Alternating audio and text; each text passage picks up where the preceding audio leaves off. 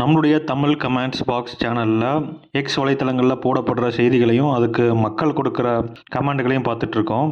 இப்போ பரபரப்பாக எக்ஸ் தளத்தில் என்ன போயிட்டுருக்குன்னா, சன் நியூஸ் அவர்கள் ஒரு செய்தி வெளியிட்டிருந்தாங்க. தேர்தல் கூட்டணிக்காக பாஜகவின் கதவுகள் மட்டுமல்ல ஜன்னலும் திறந்துள்ளது அப்படின்னு போட்டு ஒரு இமேஜ் ஷேர் பண்ணியிருந்தாங்க. அதில் என்னென்னா, தேர்தல் கூட்டணிக்காக கதவுகள் மட்டுமில்லாமல் ஜன்னலும் திறந்துள்ளது, மோடி பிரதமராக வர விருப்பமுள்ள கட்சிகள் எங்களுடன் வரலாம் அப்படின்னு சொல்லிட்டு அண்ணாமலை பாஜக தலைவர் இருக்கிற மாதிரி மேலே அண்ணாந்து பார்த்து இருக்கிற மாதிரி ஒரு இமேஜ் ஷேர் பண்ணியிருந்தாங்க.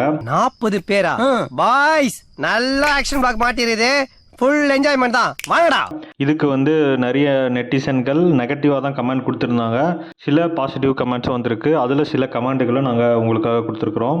கிரியாளா உடம்பு இரும்பாக்கிக்கடா, அடமலா ஆரம்பிச்சு வெளுத்து வாங்க போகுது.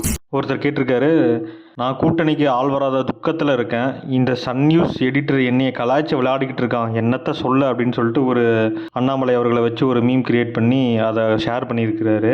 அந்த அண்ணாந்து பார்த்துட்டு இருக்கிற மாதிரி போட்டிருக்கிற இமேஜ் தான் அவர் சொல்கிறாரு.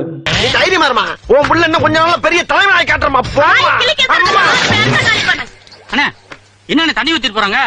அதெல்லாம் சிக்னல்ரா, தண்ணி ஊத்துனா பின்பக்கமா வான்னு அர்த்தம். மற்றொரு நெட்டிசன் என்ன போட்டிருக்காருன்னா, சந்தையில் மலிந்த பொருள் வீதிக்கு வந்தே தீரும், வாங்குவார் இன்றி நாரி போகும் அப்படின்னு ரைமிங்கா ஒரு கமெண்ட் கொடுத்திருக்கிறாரு. மூட்டை பூச்சியை சுலோகமாக கொள்ளும் நவீன மிஷின் விலை 100 ரூபாய் சார், 100 ரூபாய், ஓடியா. மற்றொரு நெட்டிசன் என்ன போட்டிருக்காருன்னா, இது வீரபாகு பேக்கரி டீலிங் மாதிரிலாம் இருக்குது அப்படின்ட்டு கிரி படத்தில் வர்ற வீரபாகு டெம்ப்ளேட் போட்டு கலாய்ச்சிருக்கிறாரு. இருடா ஒருத்தருக்காக மட்டும் நான் இங்க வரல, 50 பேருக்கு சேர்த்து தான் வந்திருக்கேன். நீ தலைவர் மாதிரி கத்துற, கொஞ்சம் லேட் ஆச்சு, ஆளாளுங்க. மற்றொரு நெட்டிசன் என்ன போட்டிருக்காருன்னா, கதவு கூடவே ஜன்னலையும் திறந்து வச்சுட்டு உட்கார்ந்துட்டு இருக்கும் போதே இந்த ஆட்டுக்கு வாய் வண்டலூர் வரைக்கும் போகுது அப்படின்னு சொல்லிட்டு அண்ணாமலையை கடுமையாக சாடி இருக்கிறாரு.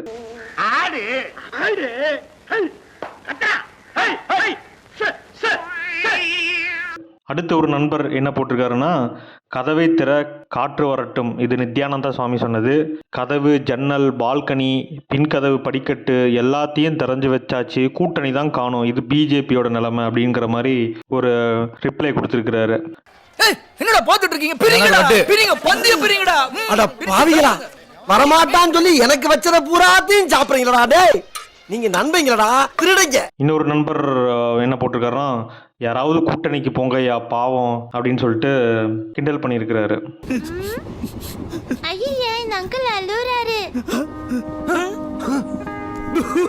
இன்னொரு நெட்டிசன் என்ன போட்டிருக்காருன்னா, மீன்வைல் இபிஎஸ் அப்படின்னு சொல்லிட்டு ஒரு இமேஜ் ஷேர் பண்ணியிருக்காரு.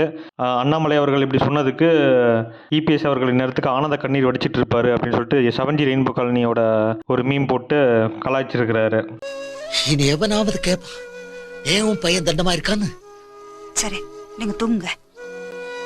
எப்படி தூங்குறதா?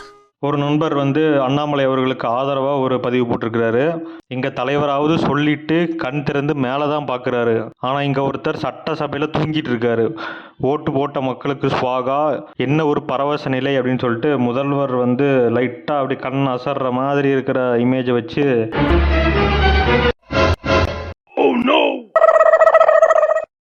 போட்டு எடிட்டிங்லாம் பண்ணி தமிழகத்தில் சட்ட ஒழுங்கு தூங்குதுன்னு பார்த்தா சட்டசபையில் முதல்வரும் தூங்குறாரே அப்படின்னு போட்டிருக்காரு. உண்மையிலே தூங்குனாரா இல்லை அவர் லைட்டாக கண்ணம் இமைக்கிற நேரத்தில் எடிட் பண்ணிட்டாரா அப்படிங்கிறது தெரியல. ஏன்டா நீங்களாம் இப்படி இருக்கீங்க? பாவம்டா நீங்களாம், யாரா நீங்களாம்? அண்ணாமலை அவர்கள் இப்படி சொன்னதுக்கு உங்களுடைய கருத்துக்கள் என்ன அப்படிங்கிறத நம்மளுடைய கமெண்ட் பாக்ஸில் கமெண்ட் பண்ணுங்கள். இந்த வீடியோவை லைக் பண்ணுங்கள், அந்த வீடியோவை ஷேர் பண்ணுங்கள். நம்மளுடைய தமிழ் கமெண்ட்ஸ் பாக்ஸுக்கு சப்ஸ்கிரைப் பண்ணுங்கள். தேங்க்யூ.